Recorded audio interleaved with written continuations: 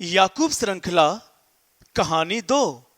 एसाव अपने पहलौठे होने के अधिकार को बेचता है। उत्पत्ति उसका 25वां अध्याय उसकी 29 आयत से 34 आयत तक। ये घटना उस समय घटित होती है जब याकूब और एसाव युवा अवस्था में थे। ये घटना एसाव और याकूब के व्यक्तित्व को भिन्नता को प्रकट करने के साथ ही साथ ये उनकी प्राथमिकताओं की भिन्नता को भी दर्शाती है। एक व्यक्ति को इस कहानी के वास्तविक प्रभाव को जानने के लिए जन्म अधिकार या पहलौठे का अधिकार को समझने की जरूरत है।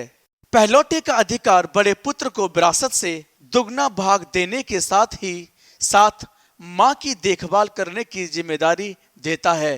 क्योंकि इसहाक के 2 पुत्र थे और उसकी विरासत के 3 भाग होने थे। पहलौठा 2/3 भाग प्राप्त करेगा और दूसरा पुत्र 1/3 भाग प्राप्त करेगा। कहानी हमें बताती है कि बाद में चलकर एसाव का परिवार एदोमी क्यों कहलाने लगा। यहाँ ये कहानी इस तरह से आरंभ होती है।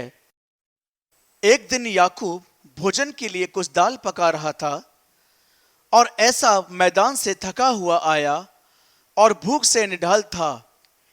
इसलिए एसाव ने याकूब से कहा, वह जो लाल वस्तु है उसी लाल वस्तु में से मुझे कुछ खिला, क्योंकि मैं भूख से निर्बल हो गया हूं।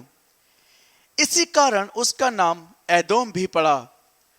परंतु याकूब ने कहा, अपना पहलौठे का अधिकार आज मेरे हाथ बेच दे। एसाव ने कहा, देख मैं तो अभी मरने पर हूं, सो पहलौठे के अधिकार से मेरा क्या लाभ होगा। परंतु याकूब ने कहा, मुझसे अभी शपथ खा कि वह तू मुझे देगा। सो एसाव ने उससे शपथ खाई और अपना पहलौठे का अधिकार याकूब के हाथ बेच डाला। इस पर याकूब ने एसाव को रोटी और पकाई और मसूर की दाल दी और उसने खाया पिया, तब उठकर चला गया। इस तरह से एसाव ने अपना पहलौठे का अधिकार तुच्छ जाना। याकूब श्रृंखला कहानी 2।